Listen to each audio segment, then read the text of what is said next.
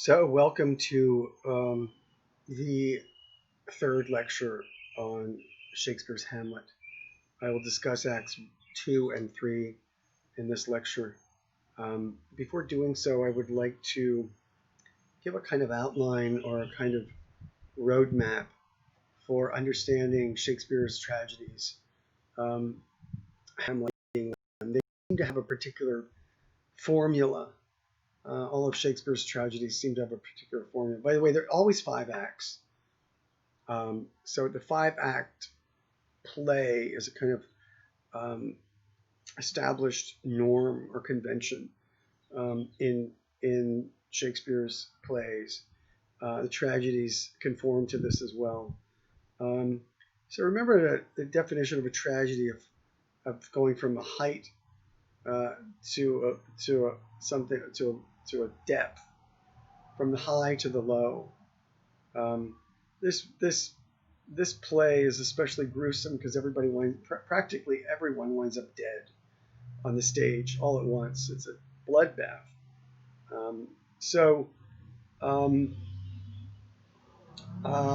The, the plays take on a particular form, as I said, or a formula act. The first act generally sets up a problem. In Hamlet, how will Hamlet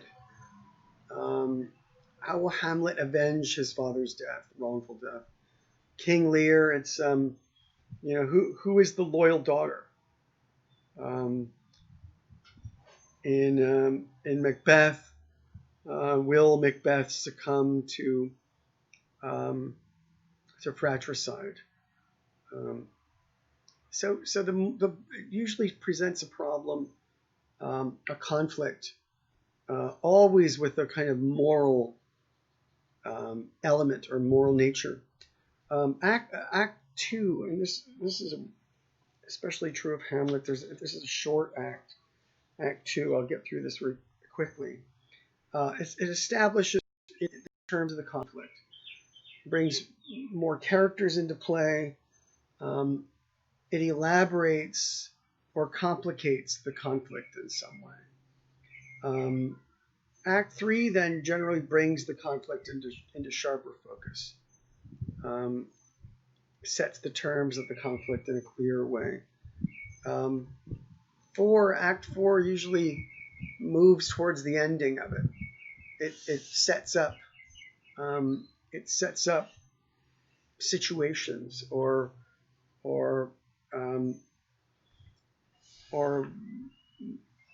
lines of action by characters that will lead to the final conclusion. And then Act 5 usually is the resolution to the conflict. Again, always with the tragic ending. Act 2, again, very, very briefly. I think I'll go through this quickly. It largely deals with the question of Hamlet's madness. Is Hamlet crazy? That's the question that's being asked. And Act 2, Scene 1 finds Polonius, Ophelia's father, right? And a member of the court, a confidant of Hamlet and Gertrude. And we find Polonius sending this messenger, Rinaldo, off to Paris to find Laertes. Remember, Laertes is Ophelia's brother, who seems to be off gallivanting around, womanizing. And remember, he counseled Ophelia to be careful of Hamlet, because Hamlet is duplicitous in effect. Laertes is. So Ophelia enters here and tells her father of a strange scene with Hamlet. I'm going to read the account here. It's at lines 74, 71 to 97.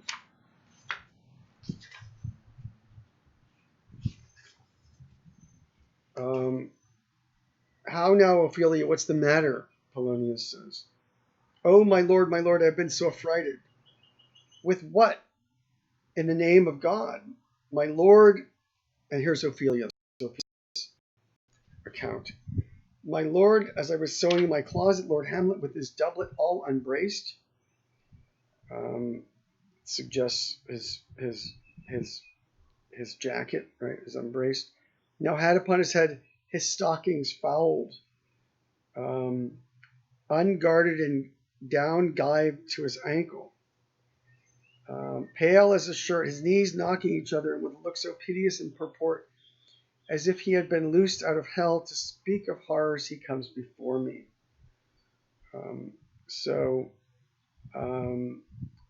Mad for thy love, a state of undress in some ways.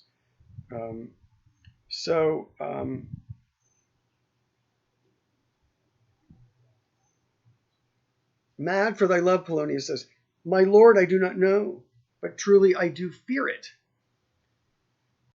What said he? He took me by the wrist and held me hard.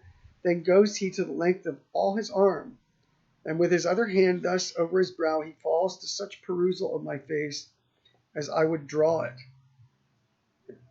This will be drawn out in the films. The question is, who's crazier, Olivier or Gibson? You can probably guess. Long stayed he so, at last a little shaky of mine arm, and thrice his head thus waving up and down, he raised a sigh so piteous and profound, as it did seem to shatter all his bulk and end his being. That done, he lets me go, and with his head over his shoulder turned, he seems to find his way without his eyes, for out of doors he went without their helps, and to the last bended their light on me. Polonius. Come, go with me, I will go seek the king. This is the very ecstasy of love. The note suggests madness, ecstasy or madness, right?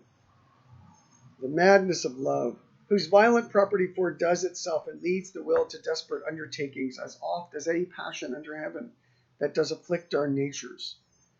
There's that word nature again. The madness of love afflicts the human nature. I am sorry. What have you given him? What? Have you given him any hard words of late? Ophelia. No, my good lord, but as you did command, I did repel his letters and denied his access to me. Polonius. That hath made him mad.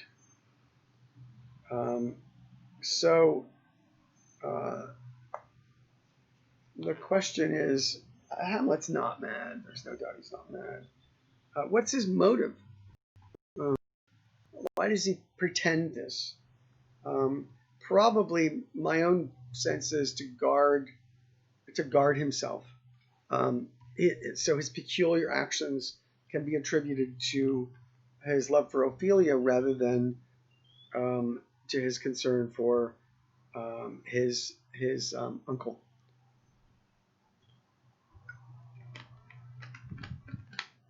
That's my interpretation of Hamlet.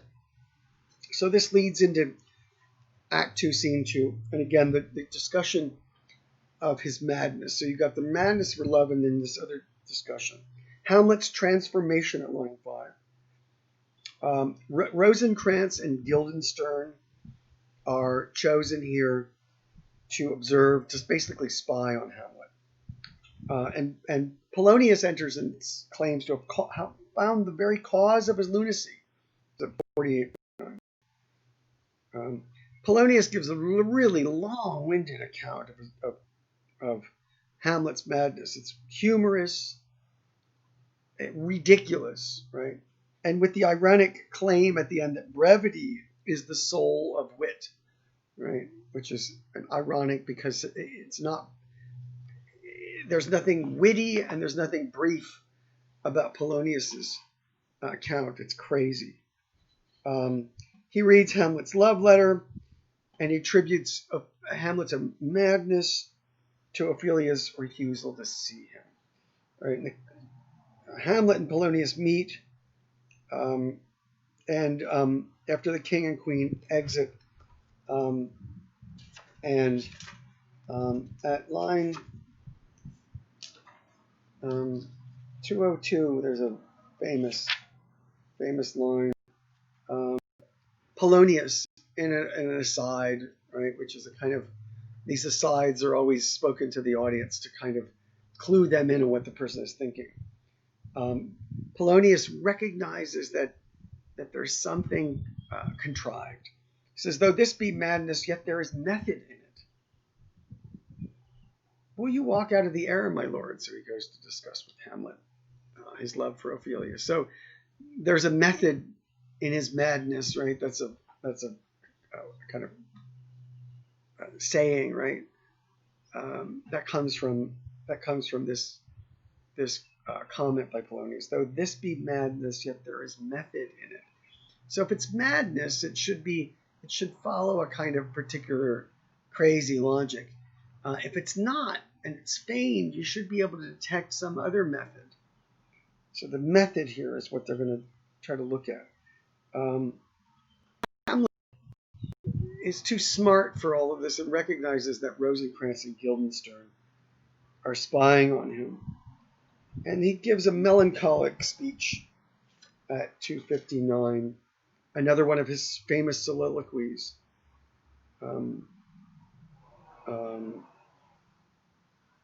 My lord, we were sent for, Guildenstern says. I will tell you why. So shall my anticipation prevent your discovering your secrecy to the king and queen moult no feather. He's saying, I'm on to you. I have of late, but wherefore I know not, lost all my mirth, foregone all custom of exercises, and indeed it goes so heavily with my disposition, that this goodly frame the earth seems to me a sterile promontory. This most excellent canopy the air, look you, this brave o'erhanging firmament, this majestical roof fretted with golden fire. This is poetry of describing all the elements of nature. Beautiful, beautiful description. Why, it appeareth nothing to me but a foul and pestilent congregation of vapors. So the beautiful earth is foul. What piece of work is a man? How noble in reason, how infinite in faculties, in form and moving. This sounds a lot like the chorus speaking in Oedipus and Antigone. How noble in reason, how infinite in faculties. The suggestion there is that the will and the reason are infinite, right? Have infinity as their ends, God. In form and moving, how express and admirable in action. How like an angel in apprehension, spiritual apprehension. How like a god, the beauty of the world, the paragon of animals. And yet, to me, when it's dust, man delights not me, nor woman neither, though by your smiling you seem to say so. My lord, there was no such stuff in my thoughts, Rosencrantz says. Why did you laugh then when I said, man delights me not? Rosencrantz, to think, my lord, if you delight not in man, what Lenten entertainment the players shall receive from you. We coated them on the way, and hither they are coming to offer you service. So he's telling them that there's a traveling troupe of actors coming. Hamlet, he that plays the king shall be welcome. His majesty shall have tribute on me. The adventurous knight shall use his foil and target. The lover shall not sigh gratis. The humorous man shall end his part in peace, and the lady shall say her mind freely, or the blank verse shall halt for it. What players are they? So he's already thinking of a way in order to use these actors to portray some moral, right? So again, the idea, the melancholic speech, right? The idea that human beings are the height of creation, but they're pathetic, and their sadness makes them unable to enjoy anything in the world. They're melancholy. So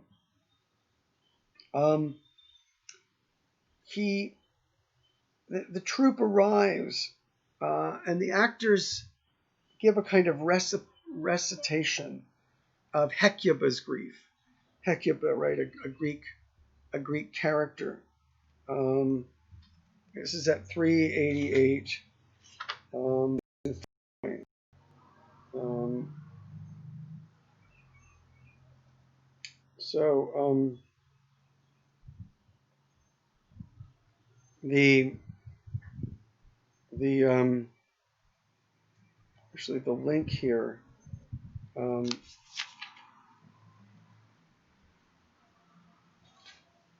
Sorry, I'm just taking a look at the scene here. There's actually a number of different ancient figures brought to play here, and all of them grief-stricken.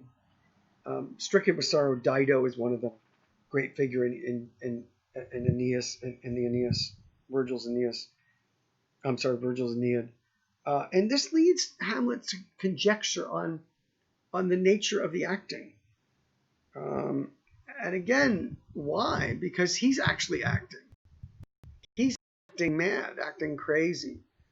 And he sees the acting of these actors, and they're taking on of the appearance of grief without being grief-stricken.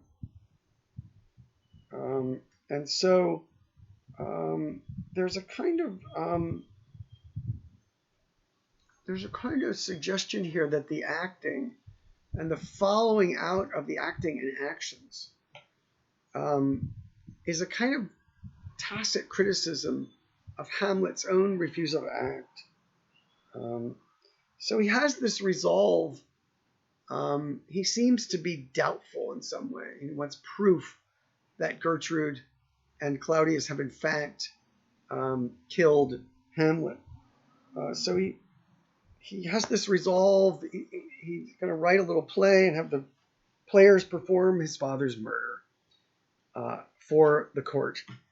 And there's a really important two phrases at 539 to 540. The play's the thing where I'll catch the conscience of the king. And the play's the thing where I'll catch the conscience of the king, right? So the play will be the means of catching him.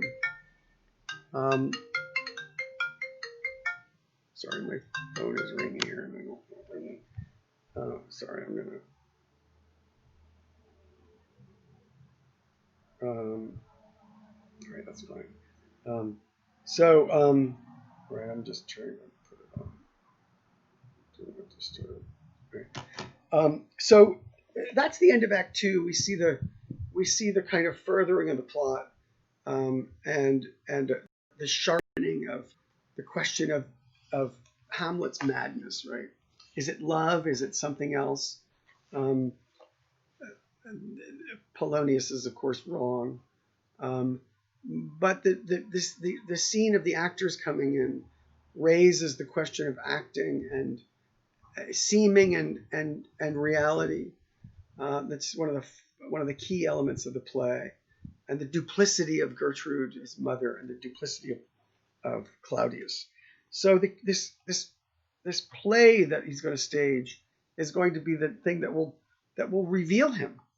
A very interesting element that probably fits with Greek tragedy, right? Oedipus Tyrannus. Remember, I said that Aristotle claimed that play is recognition all the way through. Well, this play will be a way to find or to recognize or to catch the king's conscience. He'll reveal himself in some way. So Act 3, Scene 1 is a court proceeding with king and queen and Rosencrantz and Guildenstern and Polonius and Ophelia, the whole court. And again, they're discussing Hamlet's mind. Guildenstern, it's crafty madness. It's crafty madness, he says at line 8. And the cause of his distracted mind, Rosencrantz says at 5, is not clear. He's distracted. He's not crazy. So they plan to have Hamlet affront Ophelia. That word affront is violent, right? There's a conversation between Polonius and Claudius in Act Scene 1 that seems to have Claudius kind of obliquely admit his guilt. Polonius, he brings in Ophelia. Ophelia, walk you here. Read on this book, her face. That show of such an exercise may color your loneliness. We're oft to blame in this. This too much prove that with devotions, visage, and pious action do we do sugar o'er the devil himself. Right, so this is a Polonius. His images are crazy and difficult to comprehend. But suggestion that the sugar on the outside reveals the devil on the inside. Oh, 'tis true.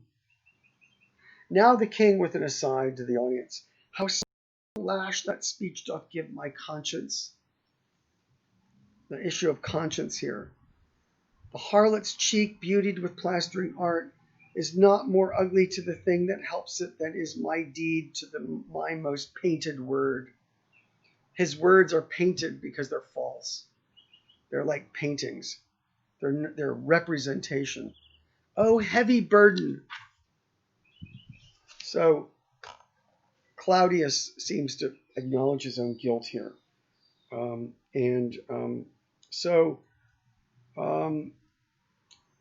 Again, the harlot, the makeup on the harlot is like the show of innocence and kingship that Claudius shows when in fact he is a murderer.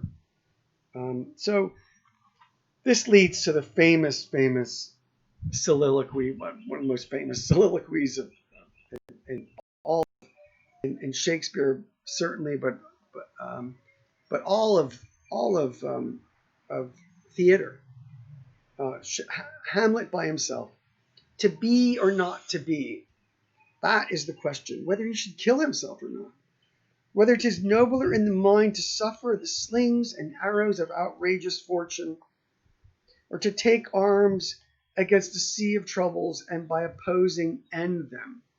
So is it better to suffer alive or to kill yourself? To die? To sleep? No more. And by a sleep to say we end the heartache and the thousand natural shocks that flesh is heir to. 'Tis a consummation devoutly to be wished. To die, to sleep perchance to dream. Ah, there's the rub.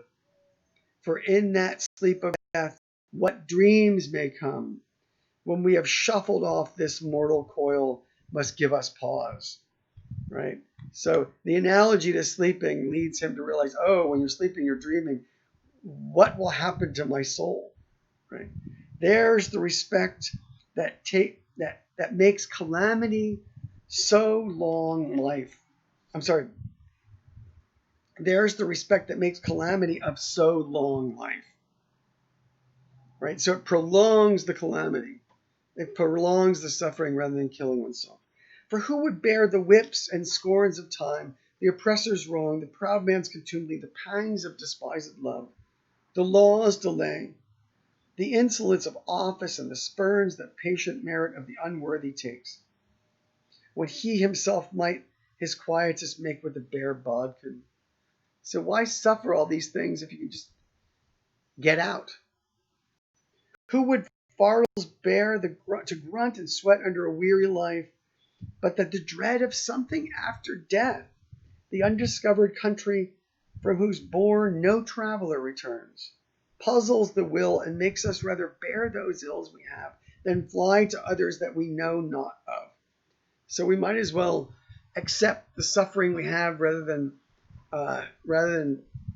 go to the suffering that we don't understand. Thus, conscience does make cowards.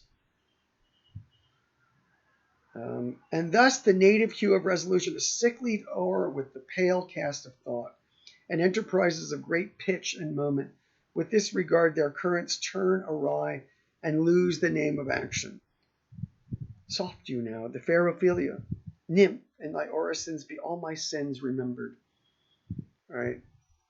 Let me just comment on the lengthy claim that Hamlet has made. Right. The sense that he's giving a reason for why he's not acting, right? Or one of the reasons why one doesn't act, because of conscience. Because one's conscience is pricked. Remember what he said when Hamlet told him to avenge his father. He said, I'm going to throw out all my ideas that I thought about. So perhaps his conscience is holding him back. Subconsciously, right? So the word conscience has appeared many, many times already in these scenes. Not only Claudius's conscience, but Hamlet's conscience is on display here, and is subject to a great deal of pressure here. When Ophelia shows, it's clear that he loves her. Nymph, in thy orisons be all my sins remembered. Right. So the sense that in her prayers, she will remember him, and the sense is that in her they'll be forgiven. His sins will be forgiven. So the conversation with Ophelia is extremely harsh. I think he's playing here. He's acting. Again, for what purpose? He raises the question, is Ophelia both beautiful and honest, thus combining both physical and spiritual beauty? Right. So the theme of external and internal here picked up. He says at 102,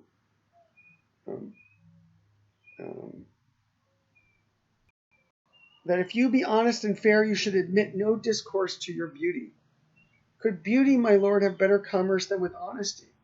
Aye, truly, for the power of beauty will sooner transform honesty from what it is to a bawd than the force of honesty can make beauty into his likeness. This was sometime a paradox, but now the time gives it proof. I did love you once. So the claim here that honesty can't make something that's externally not beautiful into beauty, but dishonesty, right, can turn that beautiful thing into something that's ugly, right? Not maybe in appearance, but treacherous, right? You don't want to fall in love with somebody beautiful who's treacherous, perilous. Is he talking about Ophelia, or is he talking about himself? I did love you once, he says. Indeed, my lord, you made me believe so. You should not have believed me, he says. For virtue cannot so inoculate our old stock, but we shall relish of it. I loved you not. I was the more deceived, she says. And then Hamlet, angry, get thee to a nunnery. Why wouldst thou be a breeder of sinners? Go to a convent. Why get married and have children who are by nature sinful? This is true, right? Christian belief, right, that everyone is born into original sin. I am myself indifferent, honest, but yet I could accuse me of such things that it were better my mother had not borne me. So he's talking about himself. He's a sinner. I am very proud, revengeful, ambitious, and with more offenses at my beck than I have thoughts to put them in, imagination to give them shape, or time to act them in. I don't know what he's talking about there. Is he talking about lustful thoughts? What should such fellows as I do crawling between earth and heaven? We are errant knaves. Believe none of us. Go thy ways to a nunnery. Where's your father? At home, my lord, she says. Let the doors be shut upon him, that he may play the fool nowhere but in his own house. Farewell. Ophelia, aside, oh, help him, you sweet heavens.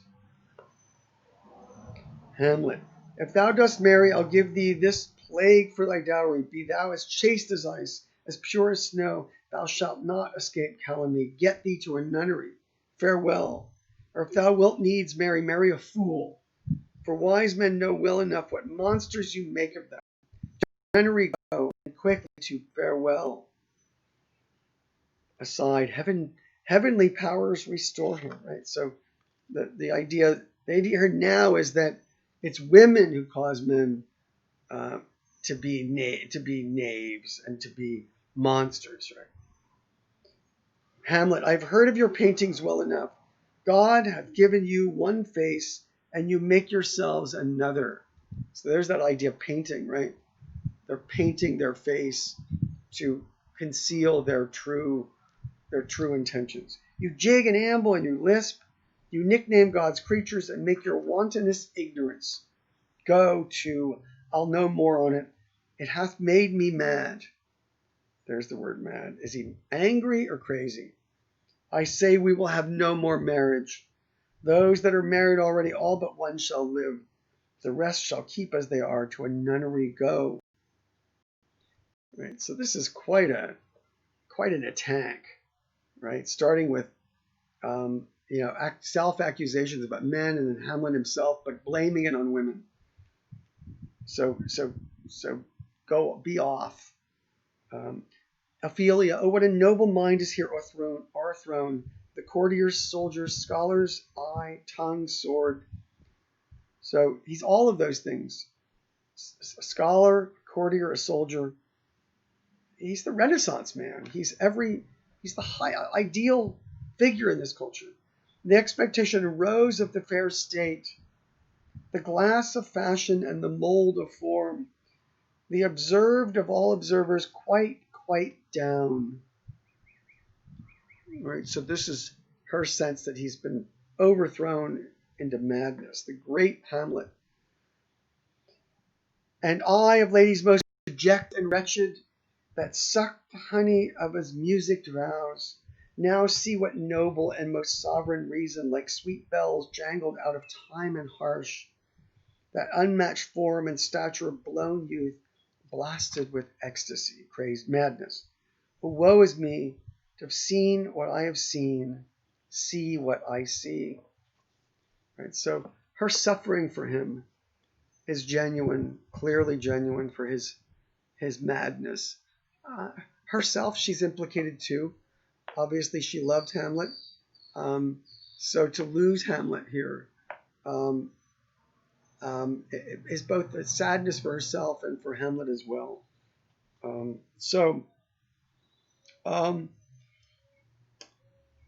again, the grief is not is unfeigned. It's true grief here. She's not painting. So Claudius here suspects that his madness is feigned,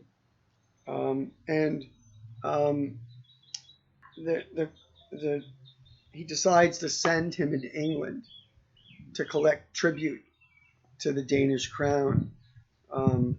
It's a ruse. He'll have him sent with letters to have him executed as treasonous. Claudius's comment on Hamlet's greatness here. He acknowledges Hamlet's greatness at 187. Madness in great ones must not go unwatched, he says at 187. So he fears his greatness, really. So that sets the stage, right, for what will happen later in the play, where Hamlet will be sent off to England. Act 3, Scene 2 is probably the center of the play, the most important part, because it's here that the whole idea of reality and appearance and reality, truth and falsehood, comes into play in the play. The play is the thing. So Hamlet has these stage directions, the players. It serves as a kind of aesthetic theory. You can see maybe Shakespeare telling his actors these things. Um, he's given them elocution lessons, how to speak. Um, the way um, uh, to use inflections, um, the way to evoke pathos or laughter, right?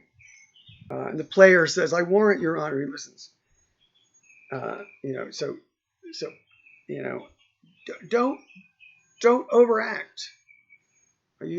Overacting makes you look, you know, it becomes humorous. Be not too tame neither, but let your own discretion be your tutor. He's asking him to feel the words. This is very interesting. It's actually, it's actually a kind of what might be called now method acting, where you actually get into character. That's Gibson. Mel Gibson does the method acting. Olivier um, um, does a kind of formal, you know, um, does a kind of formal uh, elocution, right, where he speaks the word, but Olivier doesn't. I would say kind of doesn't get into character if you're going to watch both films, right? But Gibson gets into it, right? Let your own discretion be your tutor. Suit the action to the word. This would be an interesting paper. Just taking Hamlet's stage directions here and um, following it out, um, and watching, maybe comparing Olivier with Hamlet in a couple of scenes. Suit the action to the word to the action, with this special observance that you o'erstep not the modesty of nature. There's that word nature again. For anything so o'erdone is from the purpose of playing, whose end both at the first and now was and is to hold it toward the mirror up to nature, to show virtue her feature, scorn her own image, and the very age and body of the time his form and pressure. So the action, the speaking, the tone of voice, all of this is to reveal the true nature of the virtue or the vice, right? Nature here, the word nature is not really nature in the sense of human nature as essential, but in the natures of characters. So the characters, the actors should embody those things. Again, this would be a very interesting paper topic.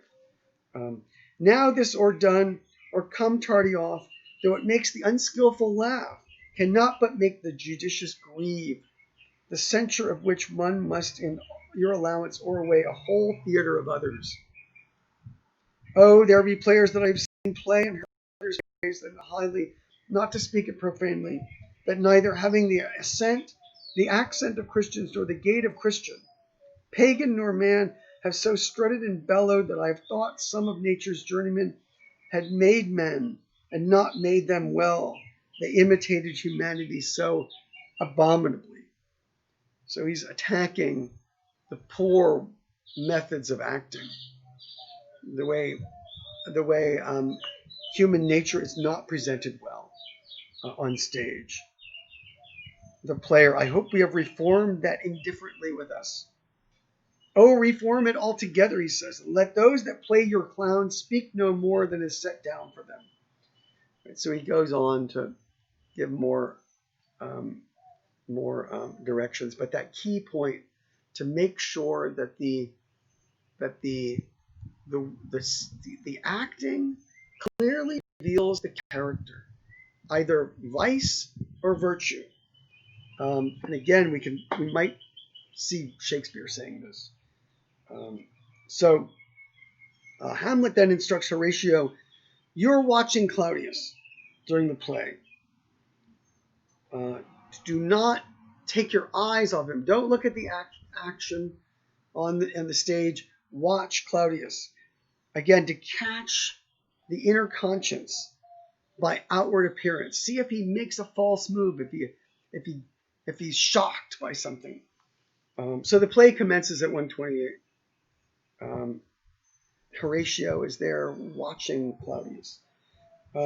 So there's a dialogue, and again, this is actually a story that seems to be in circulation.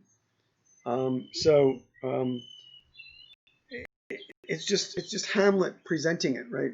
See, Hamlet is almost Shakespeare in a way, right? Because the play Hamlet was taken from a story that Shakespeare would have known. So the play within the play is a really deeply interesting representation of theater. So there's a dialogue between the king and the queen. The play within the play, it's called. This is the play within the play. And involves convincing the queen to marry another. But she calls it treason.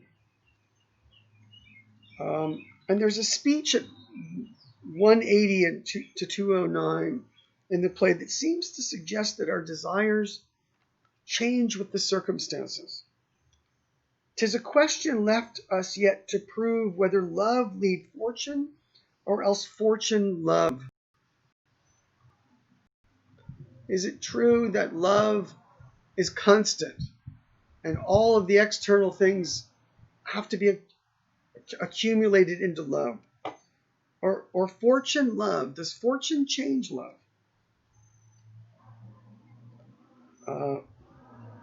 It seems to be the opposite later on here at 206. Our wills and fates do so contrary run that our devices still are o'erthrown. Our thoughts are ours, their ends none of our own. So think thou wilt no second husband wed, but die thy thoughts when thy first lord is dead. Right? So the king is here trying to convince her, just change your circumstances. Right? Once the circumstances will change, your lord will be dead and you'll love a new king. So there's an interlude. The play stops. The dialogue now becomes between Hamlet and Gertrude, his mother, and the queen and the king. Hamlet says, "Madam, how you like this play?" Queen, "The lady doth protest too much, methinks." A famous line. The lady doth protest too much, methinks. Is the queen revealing something about herself? Right? She recognizes the queen is protesting too much, that she actually has decided to go with changing the circumstances of kingship. So they asked the question, what's the play called? The Mousetrap. Marry, how tropically, at 231. The word tropic, right, means it's a play. The mousetrap is obviously a trap, right, to catch the conscience of the king. It's not a mousetrap within. It is a mousetrap within to kill the king, but that play is meant to catch Claudius, right? So that's the trap, and Claudius is the mouse. But how tropically, right? That's a play on the word trap, but trope means a kind of figure of speech, right? A trope is a figure of speech, so it's a figure. So Hamlet is kind of cleverly revealing that it's a trope, it's a figure of speech, the mousetrap. It's not within the play, it's outside of the play. He's telegraphing what he's doing. Of course, the king,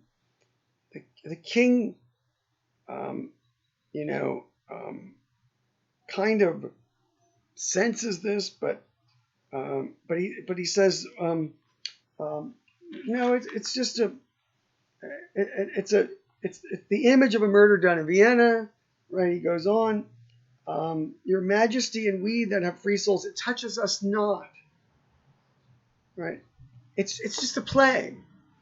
Don't worry about it. Just enjoy it. We have free souls. We're not touched by it. So the play resumes. Hamlet engages in a banter with Ophelia at 238, which is extremely lewd and filled with sexual entendres. Ophelia, you are as good as a chorus, my lord.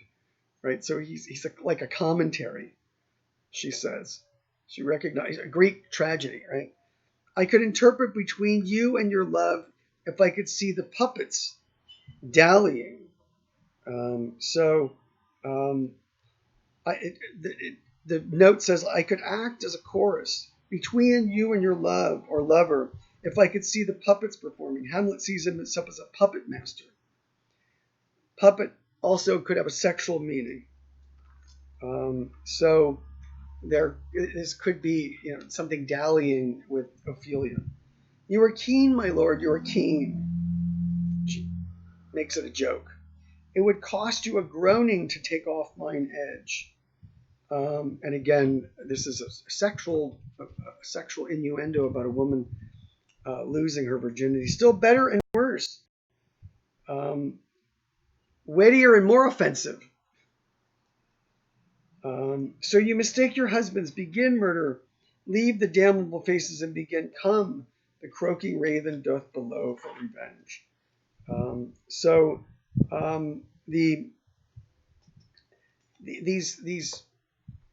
These jokes, right? These sexual innuendos are offensive, and Ophelia recognizes it, but thinks they're jokes. But what's the joke? I mean, really offensive here.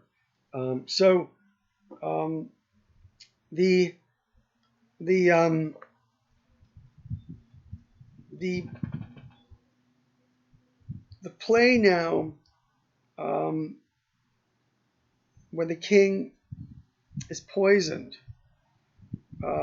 causes Claudius such a moment of recognition that he goes completely bonkers, right? Give me some light away, he says it at 261. Lights, lights, lights, Polonius says. So stop the play, right? And Hamlet recognizes he's caught his man, right? Why let the stricken deer go weep, the heart ungalled play? For some must watch while some must sleep. Thus runs the world away.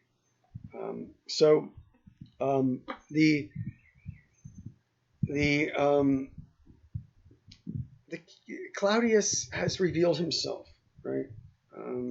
And right at the moment of the poisoning,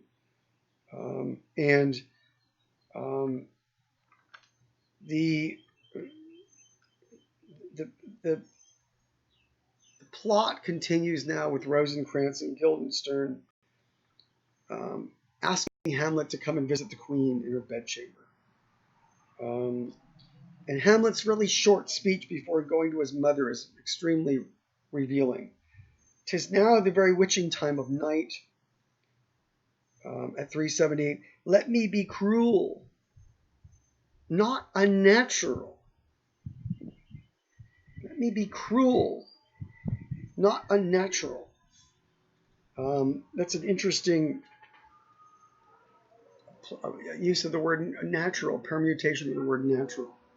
Let me be cruel, not unnatural. Let me be natural, naturally cruel, according to nature, according to what she deserves. I will speak daggers to her, but use none. Right? My tongue and soul in this be hypocrites. Again, that whole idea of interior and exterior. He'd like to kill her,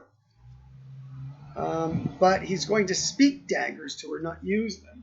So his tongue will speak daggers. His soul, which wishes to kill her, will remain a hypocrite, will not do so. So we see his anger at his mother now. So we find in Act 3, Scene 3, this is brilliantly portrayed in both plays. Hamlet overseeing this. Claudius, kneeling by an altar. By the way, suggestive of Catholic devotion. Kneeling by an altar, and his admission of guilt in 3:3, Act 3, Scene 3, at lines 36 to 72.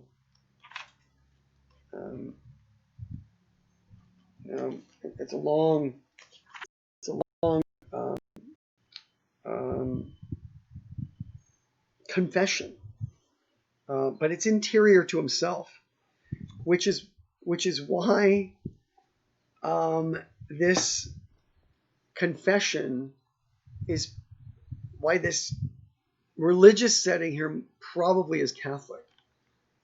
I'll try to explain this in a moment, but he likens himself to Cain, having killed his brother, right? Cain and Abel, his brother being Abel. He can't pray. My stronger guilt defeats my strong intent. Right? He can't come out with it. He's divided within himself. His conscience is divided. He knows he's guilty, but he can't come to give a public confession. He seeks God's mercy, but he realizes a full repentance requires full disclosure. And he refuses to confess publicly that he's killed the king. He's a coward, a moral coward.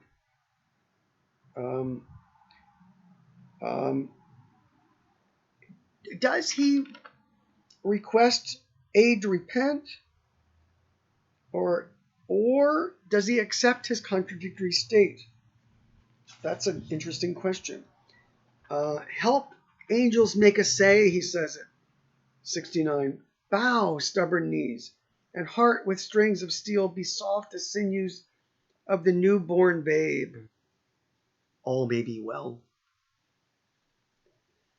Is he praying for aid to confess? Or is he praying that he should just accept his state of contradiction? All may be well. I don't know. I interpret this as he's going to accept his contradictory state. He's not going to. So Hamlet enters. He wants to kill Claudius, but he relents. Why? Because he does not know what Claudius is thinking internally. He believes that he's confessing his sins, which is probably enough in terms of Catholic theology. Now that I think about this, this could fit with Reformation theology as well.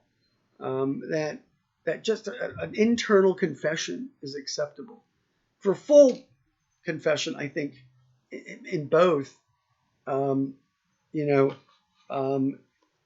if the public confession, or if the confession to another is to a priest, then this is a Catholic element. But if he means public confession to everybody, that's just a matter of justice. That's probably true of both Reformation theology and Catholic theology. So this could go either way. But for Hamlet, he sees that just the interior is enough. He feels that Claudius is confessing his sins, and so that if he kills him now, Claudius will go to heaven, and then he won't get his revenge on him. So he feels like this confession, whatever this is happening at this altar, that this is a state of grace, and he won't kill him now. He stops now. This is the perfect chance to kill Claudius. He knows he's guilty.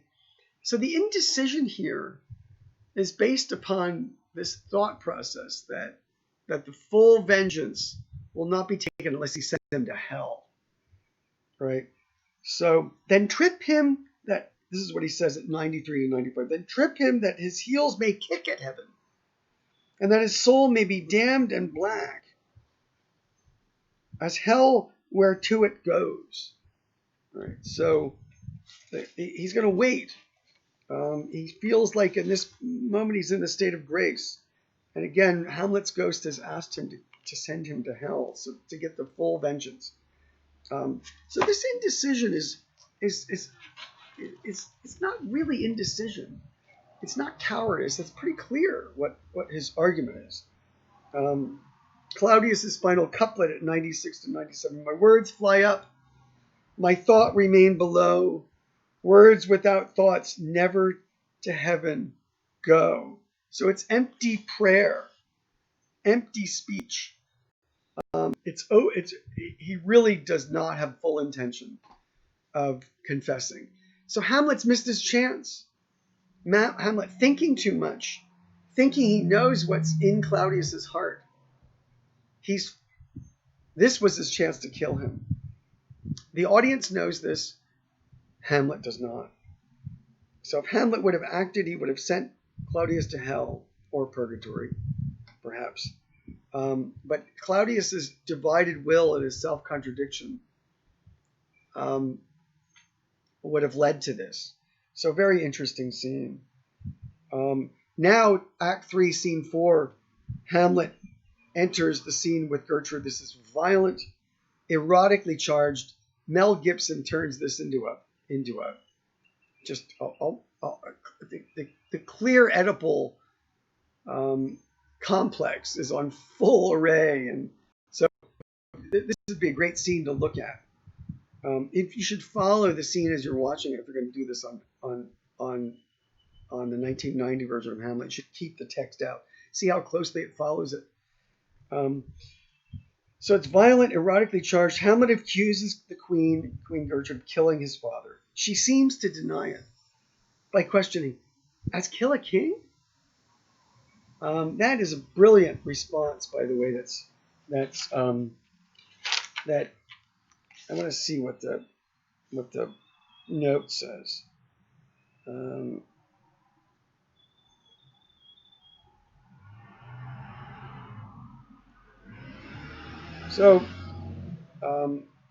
In all three texts of the earlier version, it says the Queen seems shocked by the accusation. The ghost has not specified complicity on her part.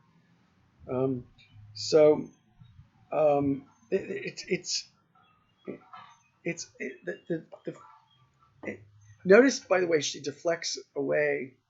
Not her husband, but the king, a king. It's a brilliant sidestepping, and not really a denial, but a question. It's almost as though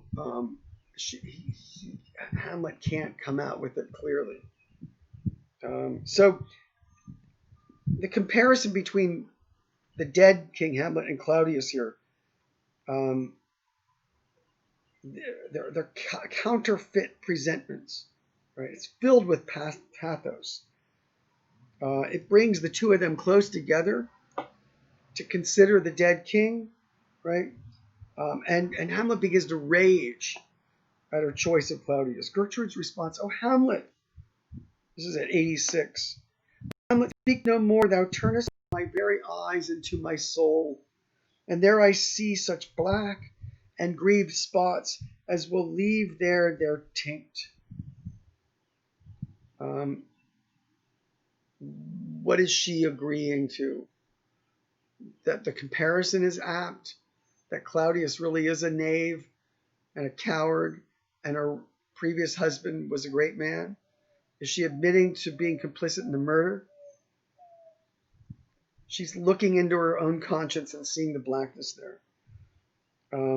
So the appearance of the ghost here to counsel Hamlet has a dual purpose. One, it says at 107, to whet thy almost blunted purpose. Keep going at her, it says at 107. But also to aid her. No step between her and her fighting soul, right? So to encourage Hamlet to continue. Why? So she reveals herself.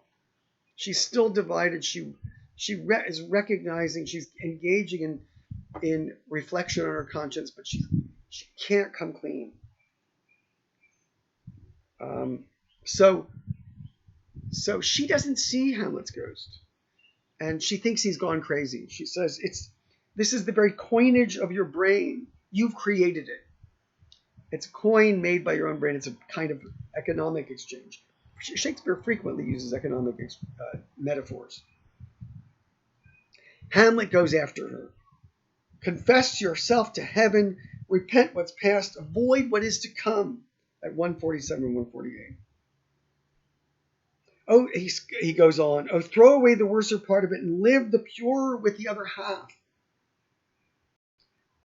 And that's in response to Hamlet, her saying, oh, Hamlet, thou hast cleft my heart in twain, broken her heart in two. Well, stick with the purer part, throw the other part away.